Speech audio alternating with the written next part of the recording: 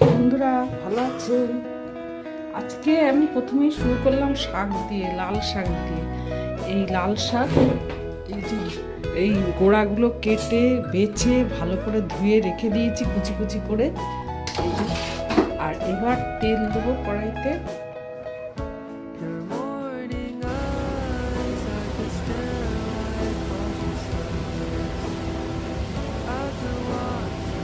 জিরে, এই যে জিরে, তেজপাতা আর শুকনো লঙ্কা ফোড়ন দিলাম। এবার এগুলো ফোড়ন দেবো। এই যে গোলমরিচ আছে, লবঙ্গ, ডালচিনি, এলাচ, এগুলো একটু ক্রাশ করে দেবো।